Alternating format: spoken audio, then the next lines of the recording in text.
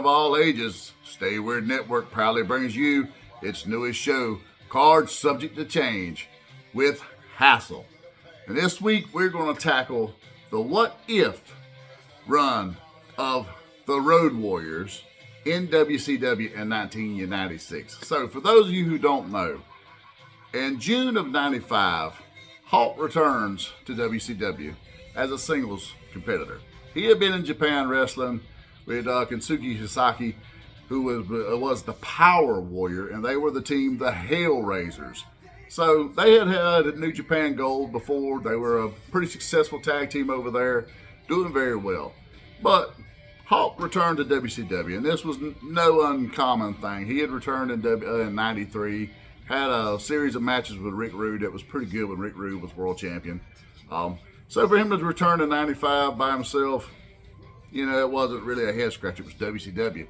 These sorts of things happened. You'd have random big stars show up for a handful of weeks and vanish again like they were never there. I mean, the Honky Tonk Man done it, but others, so to speak. But he returns. He helps Sting, who has just captured the United States Championship from Ming, and teams with him against Robert Parker's stable for a short spell. And then he just has a series of random one-off matches with this guy and that guy, mostly on WCW Saturday Night, the Power Hour, the main event, things of this nature. Well, Animal, who had been out for 2 years hurt on the shelf, was unable to wrestle. He returns in January, and in January they return to the ring together. Now, as you can imagine, this pops the crowd. Even though he had stinker music, which I do not understand, seeing as Jimmy Hart done the majority of the music for the WWF in the late 80s, early 90s before leaving, along with Jim Johnson. So why they had stinker generic house music with just, oh, what a rush at the beginning of it, I'll never know. Jimmy, if you ever watch this, please drop me a comment, let me know, because I needs to know, player. But here's what it is. They come out, you hear that, oh, what a rush, and there they are. And instead of being in the red and black, they're in blue and black. WCW version of the Road Warriors. I loved that attire. It was great. If you let me know what you think in the comments of the attire. I actually preferred it. It was pretty badass. And maybe it's just because we got it for such a short spell. Even in WCW, they went to the red and black at certain points. But there they come down there and they kick ass for a short spell there. Next thing you know, they're in a feud with Sting and Luger, who were the tag team champions at the time. Sting's doing this. He's doing Surfer Sting. He's a face. Luger's doing this weird thing where he's a tweener. He's a good guy when Sting's looking and a bad guy when Sting's not looking. He somehow gets tied into the Dungeon of Doom. I don't know. It was just a weird time, people. They turn a corner a few months later with NWO, but you know what I'm saying? They aren't there yet. So they enter that into that off and on. The Steiners return, so that also takes away from their impact of them returning. The Steiners return. They have a decent series of matches. Okay, I'm still on board. They had a couple good matches with Harlem Heat, and the next thing you know, come May, they do the Lethal Lottery, which is brother versus brother. They always have weird pairings, like one good guy and a bad guy versus another good guy and a bad guy. And in this case, they separated the Road Warriors up. It just come off like piss on a plate, as Jim Cornette would say. It looked bad. The only matches they had leading into this and after that was on the Power Hour and on Saturday night. They were relegated to just jobber squash matches over there. They were winning the matches, but, you know, against who? Men at Work? That's right, people. Chris Canyon's very early work. Even got a win over Scott D'Amore of TNA fame when he was a jobber for WCW. That's where they were. Come June, they haul ass over a contract dispute with Eric Bischoff. Bischoff didn't care. He had just signed these fellas right here. He's happy. He's got the NWO. He'd never looked back in his rearview mirror. It worked out pretty well for both, because by February, the Warriors have returned to the WWF, where they immediately captured gold and were two-time tag team champions over there. Finished their United States career there for the most part. So it is what it is. But what if it wasn't? What if Eric Bischoff had a plan for these guys when he signed them? What if he secured them throughout the year? What if Jimmy Hart gave them good theme music? What if? So let's start. They arrive in January. You hear, oh, what a rush, followed by some banging ass music, and I'm going to say it's going to be very reminiscent of Black Sabbath's Iron Man, their original theme. If you haven't seen that, go check out their old school stuff. That just slaps people. So what if they come down to the ring to that theme there, get the Road Warrior pop, because they were known as the Road Warriors there, not the Legion of Doom. They do their thing for January into February, and they finally enter into their feud with Sting and Luger. Say, okay, big boys, we're here, we're ready to play. We want those tag titles.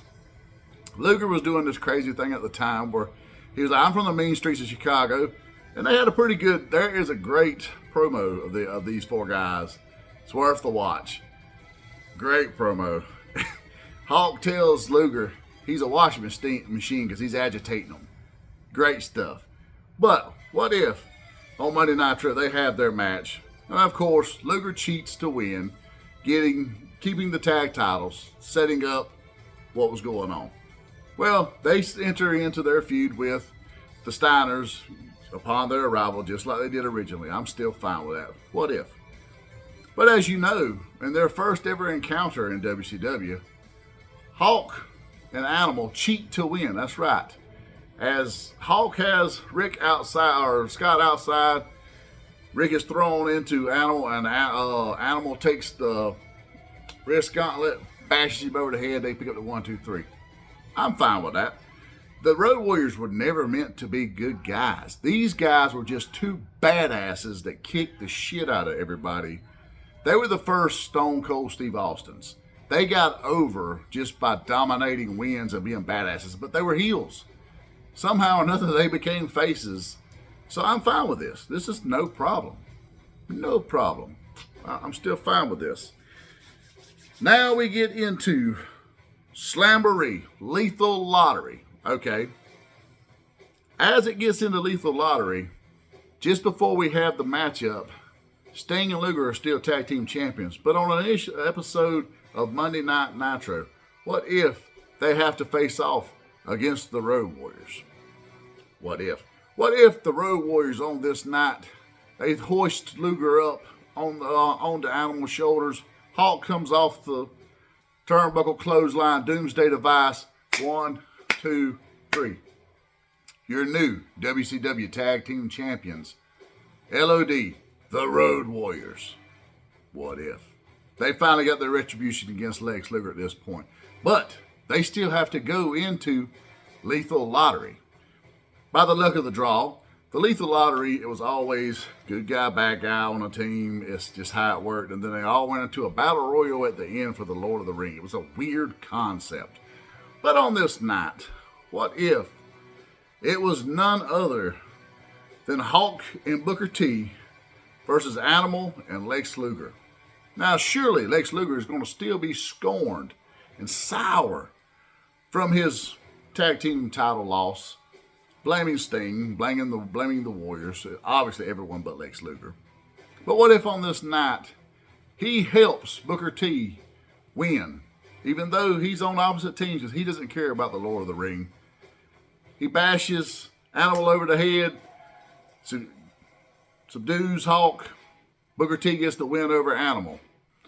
Now, the next night on Nitro, Harlem Heat would feel as if they would have a legitimacy to be in a number one contender, seeing as one of them got a win over a Road Warrior the night prior. What if? Now, around the same time, little known fact that happens, these two guys debut. So, at the end of May, as you may or may not know, Scott Hall comes down the aisle and he cuts one of the most infamous promos of all time, telling them, you know who I am, but you don't know why I'm here. Told him he had a big surprise for the next week, which happened to be none other than Big Daddy Cool Diesel, who would become Kevin Nash. So, this is the very beginning of the NWO. So at the next month's pay-per-view, which would have been the Great American Bash, LOD has to go against Harlem Heat. During the night, they have a great back and forth matchup because let's face it, Harlem Heat are two powerhouse guys as well, with Booker T being a pretty good scientific wrestler. But what if, on this night with the help of Sensational Queen, Sister Sherry, so to speak, She hits the animal over the head with the loaded pocketbook. They subdue Hawk, get the win. 1, 2, 3. Harlem Heat is your new tag team champions. Now you can imagine how well this will go with the Road Warriors, knowing that they got to go to the back of the line. So over the course of the next little while, they're going to just be wild. They're going to be running roughshod all over the tag division, just beating the holy hell out of people like the Faces of Fear, the Steiner brothers, even Harlem Heat, without getting title victories, obviously, because they're just unmanageable. They're unruly. They're wild, like Samoans, so to speak. What if? What if leading into Bash at the Beach, when the NWO says, hey, we got our third guy, WCW, who's your 3 guys? What if Sting, who was once a brother in paint to the Road Warriors, comes down to the ring and pleads to LOD, look, you guys are two guys I can trust to go into battle against these 3 outsiders. I need my brothers in paint. Please help me. But what if the LOD comes down to the ring, looks Stinger in the eyes, and say, it wasn't that long ago we were looking across the ring at you, and you was siding with Lex Luger, who you knew was cheating against us. Why should we help you? We have no quarrel with the NWO. Matter of fact, Hawk would go on to say that in '93, when he was there before, he tried to talk to Hall and Nash and tell them, hey, don't take these lame gimmicks that they're giving you. Don't be Oz. Don't be Vinny Vegas. Don't be the Diamond Stud. Go be somebody. Go up north and be somebody. What if? What if it was Hawk that had been in their ear the whole time? What if? So what if Hawk tells them, I don't have no quarrel with NWO or allegiance, but I damn sure don't have no loyalty to WCW either. What have they done for us? They will walk off, leaving the Stinger there with his head in his hands. What if? Well, you can imagine how this would make Macho Man and Luger feel, who have already signed up for the match. What if? What if going in to Bash at the Beach, it is just a mess? The outcome, the Hulkster, he still comes down, he does his thing. NWO is off to the races. The Warriors don't feel bad about it. They keep saying, not our show. We don't care.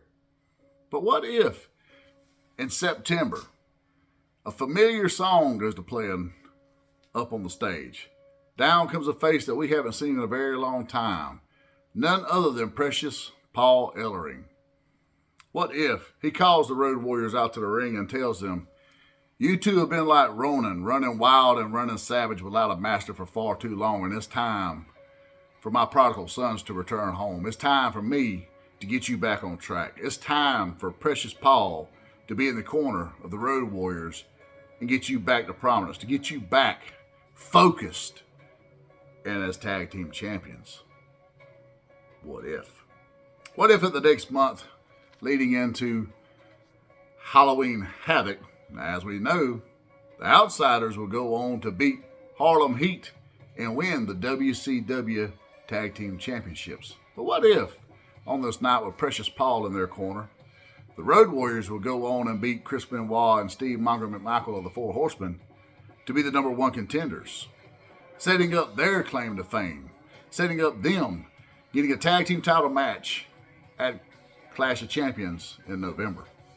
What if on the night in November, when we have none other than the Outsiders, who are tag team champions, versus the Road Warriors with Precious Paul, what if just as Animal hoists up Scott Hall onto his shoulders and Hawk comes off with a flying clothesline, hitting the Doomsday device, what if at this point, that's when Hulk Hogan, of all people, hits the ring, bashes the ref over the head, and you get your typical NWO finish? What if? What if as they're ganging out the Road Warriors, no one comes to help? Then down out of the rafters comes a man who they turned down just a few months earlier, Sting. What if their brother in paint helps them fend off the NWO? Now, as you can imagine, this would be one hell of a setup for the next night on Nitro, as the Road Warriors call out Hall, Nash, and Hogan and tell them, We want a tag match with you, but we want Sting in our corner. But what if at this point Sting comes down out of the rafters and he's silent and stoic at this point, but his face says it all. No, you weren't with me in June. I'm not with you now. He ascends back up into the rafters. But what if the guy who's been taking the charge and leading the banner of WCW at this point, Lex Luger, comes down and says, you know what? We've had our fair share of ups and downs over the last few months. But what if I tag up with you guys? What if, for one night only, we set aside our differences? And don't forget, I'm from Chicago too, boys. And we kicked their ass in a Chicago street fight. What if? So what if the next week on Raw, on Nitro, I apologize, we have the Road Warriors with the Lex Luger, the total package, versus Hall, Nash, and Hogan, the original trio of the NWO. What if? What if on this night, in the midst of all this, our good guys are getting the upper hand, and all of a sudden, out of nowhere, Hogan says, sorry, boys, this don't work for me. He jumps off the apron. He hauls ass out of town because he knows it's already too late, boys. While Six tries to be admirable and give a lend a hand, it just doesn't work. He gets thrown his little ass up in the rack. Hall goes up. Doomsday device. Nash is bashed over the head. 1, 2, 3. The winners are good guys. Now, as you can tell, this is WCW. J.J. Dillon is a firm authority figure at this point, or he tries to be. What if the next week on Nitro, he tells them, you know what, boys? I feel like a win like that, it gets you something. So, now, the Road Warriors, you are our number one contenders to the WCW Tag Team Championships, where you will go against the Outsiders at Starrcade. What if? Now, as you can imagine, this would cause some dissension on the side of the NWO. Because the NWO is going to ask Hogan, where the hell were you at? Why didn't this work for you, brother? So just so you know, in your match against Roddy Piper at Starrcade, it ain't going to work for us either. You're on your own. At which he tells them, that's fine because you're on your own against the Road Warriors. Let's handle business. What if? What if going into Starrcade, we have some great back and forth promos. Some great things between these four men. What if? What if the night of Starrcade, Hall and Nash, your tag team champions, come down the aisle with Six-Pac, who just so happens to be the original Wolfpack 3. Now, they had Freebird rules at times, but for this night only, Six is going to sit on the sideline. He's going to be managerial, so to speak. What if? What if then, when the Road Warriors come down the aisle with Precious Paul, we set up for one hell of a match. Now, let's be honest here. This is four powerhouse guys, very, very much like their match with Harlem Heat. It's going to be a Vader-style match, a slobber knocker, if you will. They're having a great back-and-forth match with multiple times the Outsiders having the upper hand, at other times the Road Warriors having the upper hand. But what if at a certain point in the match, Six, who's already intervened in a few different times, what if he jumps up on the apron trying to cheat and help the Outsiders get the victory? Precious Paul comes from behind and hits him with that newspaper in the back of the knee. Six crumbles like a cheap suit. He falls apart. He falls down, and everyone's thinking, a newspaper? Really? At which point, Big Daddy Cool would also come over to the edge. Paul cracks him over the head, laying him out. Now, the referee, he hadn't been watching what's going on because it's Nick Patrick. Let's be honest. He was shady at best during that time. So what if at this point, Hall goes up one more time for that Doomsday device? 1, 2, 3. Your new WCW Tag Team Champions. At which point, Paul uncrumbles his newspaper to unveil a lead pipe. That's right, they outsmarted the NWO. What if? What if later in the evening, when Roddy Piper is going against Hogan, he goes just as planned. He gets his sleeper victory, but it's non-title. What if? What if afterwards, the Road Warriors, though, extract a little revenge and help the Hot Rod put the beat down on Hogan? What if? Could you imagine leading into 97 where this would go? Obviously, we're only 6 months into the NWO storyline, so they're going to be the Phoenix. They're going to rise again, without a doubt. But what if this were the point when they say, maybe it's time to trim the fat and get rid of guys like Big Bubba, Michael Wall Street, and a few others? What if? This is what we do here on Cards Subject to Change. Drop a comment below. Let me know what you think. Let me know if you like it. Let me know if you don't like it. How you think it would have went, or if you got some better ideas, let me know how you would have booked it. Because remember, the card is always subject to change.